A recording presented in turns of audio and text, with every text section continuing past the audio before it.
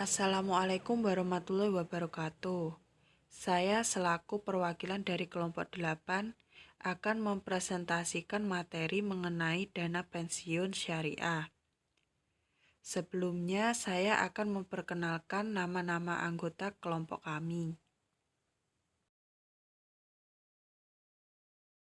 Yang pertama Siti Koiriah, yang kedua Siti Nurhanifah, dan yang ketiga saya sendiri Farah Novianita Mufarika. Untuk materi pertama adalah pengertian dana pensiun syariah. Lembaga dana pensiun merupakan salah satu lembaga keuangan bukan bank di Indonesia yang mempunyai aktivitas memberikan jaminan kesejahteraan pada masyarakat, baik untuk kepentingan pensiun maupun akibat kecelakaan. Dana pensiun syariah merupakan dana yang dikelola dan dilaksanakan berdasarkan prinsip syariah. Pertumbuhan lembaga keuangan syariah di Indonesia berjalan dengan lambat, tetapi pasti juga mendorong perkembangan dana pensiun yang dilaksanakan sesuai dengan prinsip syariah. Selanjutnya, tujuan dan fungsi dana pensiun. Tujuan program pensiun dapat dilihat dari segi ekonomi dan sosial. Dari segi ekonomi, program pensiun merupakan upaya pemberi kerja perusahaan untuk menarik dan mempertahankan karyawan perusahaan yang memiliki potensi, cerdas, terampil, dan produktif yang dapat diharapkan untuk meningkatkan atau mengembangkan perusahaan. Dengan menjadi peserta pensiun, karyawan diharapkan mempunyai loyalitas dan dedikasi yang tinggi terhadap perusahaan dan memberikan rasa aman kepada karyawan pada saat mencapai usia pensiun. Adapun dari segi sosial, program pensiun merupakan wujud tanggung jawab sosial pemberi kerja perusahaan karyawan pada saat tidak lagi mampu bekerja dan juga kepada keluarga pada saat karyawan meninggal dunia. Dengan menjadi peserta program pensiun, karyawan diharapkan mempunyai rasa aman di masa yang akan datang karena mempunyai penghasilan pada saat mencapai usia pensiun.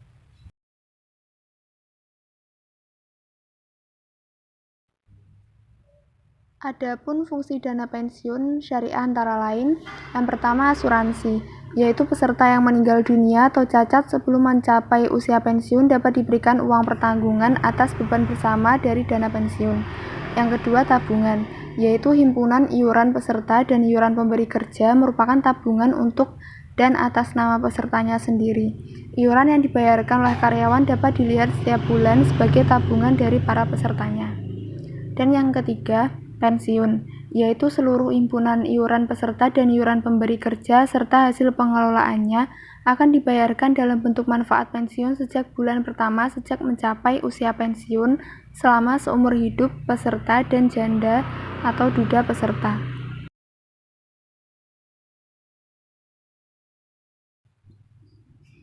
Selanjutnya terdapat dua jenis dana pensiun. Yang pertama, program pensiun manfaat pasti (PPMP) atau Definite Benefit. Pada PPMP, besar manfaat pensiunan ditentukan berdasarkan ketentuan yang telah ditetapkan di awal. Ketentuan tersebut biasanya dikaitkan dengan masa kerja dan besar penghasilan kita. Dengan kata lain, pada PPMP, besar iuran adalah perkiraan kebutuhan dana yang disisakan sekarang untuk merealisasikan pembayaran manfaat pensiun. Dan yang kedua, program pensiunan iuran pasti atau PPIP Definite Contribution. Pada PPIP, besar manfaat pensiunan sangat tergantung pada besar iuran yang disetor dan hasil pengembangan dana. Jadi sifatnya mirip tabungan, namun memiliki kelebihan fasilitas penundaan pajak dari pemerintah. Besar iuran baik dari pemberi kerja maupun peserta ditetapkan dalam peraturan dana pensiun. D. Manajemen kekayaan dana pensiun. Pendanaan suatu program pensiun apakah dalam rangka memenuhi ketentuan atau untuk tujuan pengelolaan manajemen keuangan akan menyebabkan terjadinya akumulasi kekayaan yang nantinya digunakan untuk membayar manfaat pensiun dan biaya administrasi. Penggunaan secara produktif atas kekayaan dana pensiun akan mengurangi biaya-biaya langsung. Suatu program pensiun manfaat pasti akan meningkatkan manfaat pensiun yang dapat dibayarkan bagi pensiun iuran pasti.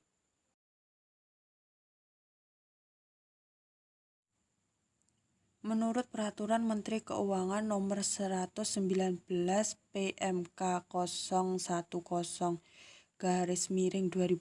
mengenai investasi dana pensiun dapat menginvestasikan dananya pada yang pertama surat berharga negara, kedua tabungan pada bank, ketiga deposito berjangka pada bank, keempat deposito on call pada bank, kelima sertifikat deposito pada bank, keenam sertifikat Bank Indonesia, ketujuh saham yang tercatat di Bursa Efek di Indonesia, kedelapan obligasi yang tercatat di Bursa Efek di Indonesia, kesembilan suku yang tercatat di Bursa Efek Indonesia, ke-10 unit penyertaan reksadana dari reksadana pasar uang sederhana, pendapatan tetap, reksadana campuran, dan reksadana saham.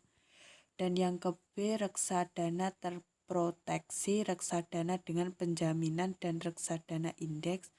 Dan yang C reksadana berbentuk kontrak investasi kolektif penyertaan terbatas, dan D reksadana yang unit penyertaannya diperdagangkan di Bursa Efek.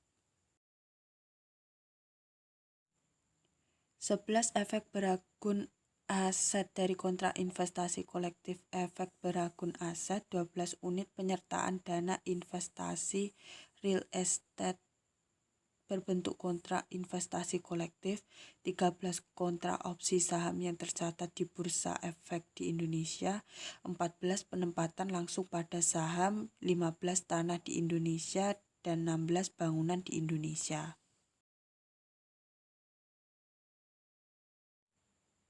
Kebijakan investasi dana pensiun syariah pada instrumen yang telah ditentukan, di samping terpenuhinya prinsip syariah juga minimal harus mencakup komponen. Yang pertama, tingkat keuntungan yang diperoleh dapat dilakukan dengan berbagai cara, antara lain dengan memaksimalkan keuntungan dengan memperhatikan keamanan dana dan kebutuhan likuiditas. Dan yang kedua, resiko yang dapat diterima, yaitu penentuan jumlah resiko yang mungkin dihadapi dalam kegiatan investasi. Dan yang ketiga, kebutuhan likuiditas dana pensiun membutuhkan likuiditas lebih kecil. Apabila ada kebutuhan likuiditas khusus, maka perlu ditetapkan dalam pedoman kebijakan investasi.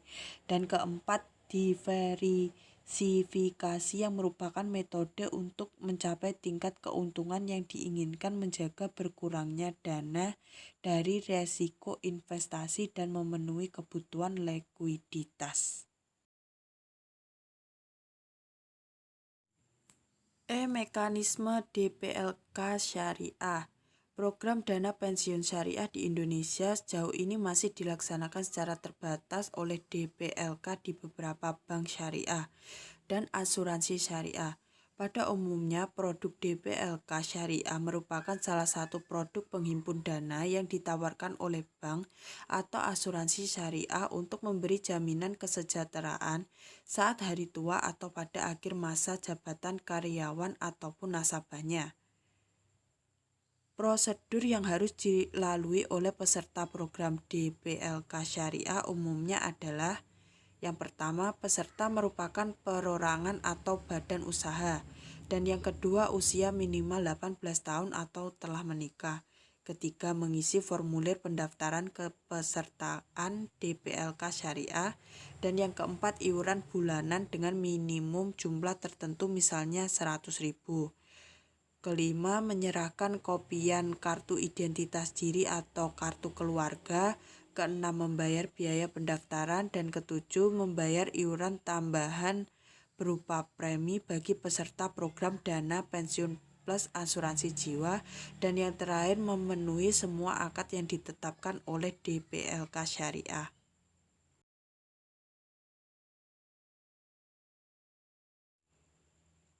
Karakteristik produk dana pensiun. Produk dana pensiun yang ditawarkan oleh DPLK Syariah pada umumnya menawarkan produk pensiun dengan konsep tabungan dan produk pensiun plus asuransi jiwa. Karakteristik produk dana pensiun dengan konsep tabungan antara lain: yang pertama, berbentuk setoran tabungan dengan jadwal penarikan diatur dalam ketentuan. Dan yang kedua, selama masa kepesertaan tidak dilindungi oleh asuransi jiwa. Dan yang ketiga, manfaat pensiun sebesar total iuran dan hasil investasinya. Karakteristik produk dana pensiun plus asuransi jiwa antara lain, yang pertama berbentuk setoran tabungan dengan jadwal penarikan diatur dalam ketentuan. Dan yang kedua, selama masa kepesertaan tidak dilindungi oleh asuransi jiwa. Dan yang ketiga, manfaat pensiun yang akan diterima adalah sebesar A. Manfaat asuransi apabila peserta meninggal dunia sebelum memasuki usia pensiun. Dan yang B. Total iuran ditambah hasil investasinya apabila telah memasuki usia pensiun. Para peserta DPLK Syariah memiliki beberapa hak antara lain. Yang pertama, menetapkan sendiri usia pensiun, umumnya antara 45 sampai dengan 65 tahun. Dan yang kedua, bebas menentukan pilihan atau perubahan jenis investasi. Dan yang ketiga, melakukan penarikan sejumlah iuran tertentu selama masa pesertaan sesuai dengan ketentuan yang berlaku. Keempat, mendapatkan informasi saldo dana pensiun atau statement setiap periode tertentu, misalnya 6 bulan atau melalui telepon setiap saat diinginkan. Kelima, menunjuk dan mengganti pihak yang ditunjuk sebagai ahli warisnya. Dan keenam, memiliki perusahaan asuransi jiwa guna memperoleh pembayaran dana pensiun bulanan. Dan yang ketujuh, mengalihkan kepesertaan ke DPLK lain. Dan yang terakhir, memperoleh manfaat pensiun. F. Kebijakan dan kendala pengembangan dana pensiun syariah. Pengelola dana pensiun yang sesuai dengan ajaran Islam akan memiliki banyak manfaat bagi masyarakat, khususnya masyarakat yang loyal terhadap syariah. Al-Quran sendiri mengajarkan umatnya untuk tidak meninggalkan keturunan yang lemah dan menyiapkan hari esok agar lebih baik. Ajaran tersebut dapat dimaknai sebagai pentingnya percadangan sebagian kekayaan untuk hari depan. Hal ini sangat penting mengingat setelah pensiun manusia masih memiliki kebutuhan dasar yang harus dipenuhi. Dengan pencadangan tersebut, ketika seseorang memasuki masa kurang produktif, masih memiliki sumber pendapatan. Dana pensiun syariah memiliki potensi besar untuk berkembang di Indonesia dengan sejumlah alasan. Yang pertama, masih sedikit sekali proporsi masyarakat yang mau mengikuti program dana pensiun, kecuali pegawai negeri yang secara otomatis menjadi anggota Taspen dan Askes, pegawai swasta dan pegawai mandiri wira swasta yang jumlahnya sangat besar sangat potensial untuk menjadi target pasar program dana pensiun syariah. 2. Dengan berkembangnya lembaga keuangan dan bisnis syariah, tentunya SDM yang bekerja dalam institusi tersebut menjadi pasar khusus yang jelas bagi dana pensiun syariah. Dan yang ketiga, rasa percaya rasa memiliki dan kesadaran masyarakat terhadap pentingnya industri keuangan dan bisnis syariah yang terus membaik akan menjadi modal dasar yang penting untuk terus memperbesar konsumen dan nasabah yang loyal, terutama bagi dana pensiun syariah. Untuk itu, kebijakan dan program akselerasi sangat dibutuhkan untuk mempercepat pertumbuhan dana pensiun syariah.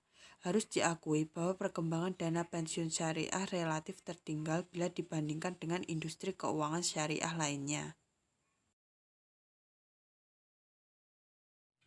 Hal ini terjadi diantaranya disebabkan minimnya dukungan strategi dan regulasi.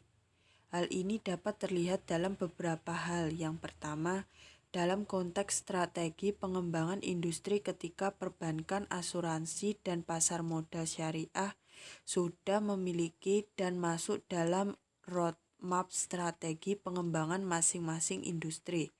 Dana pensiun syariah belum disentuh sedikitpun dalam kebijakan dan strategi pengembangan industri dana pensiun tahun 2007 hingga 2011.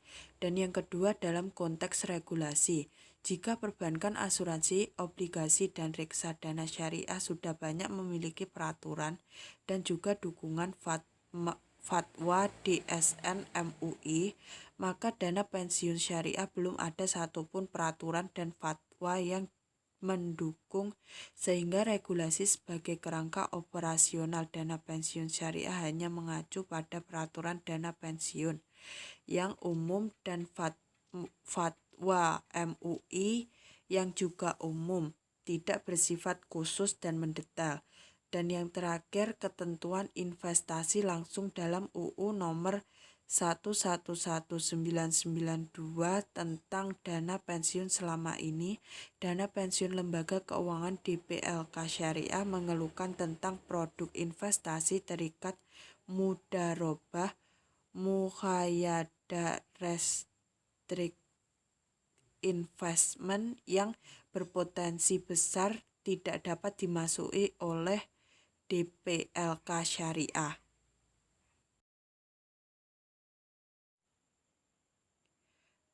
Baik, sekian presentasi dari kelompok kami. Kurang lebihnya kami mohon maaf. Wabillahi taufiq walhidayah. Wassalamualaikum warahmatullahi wabarakatuh.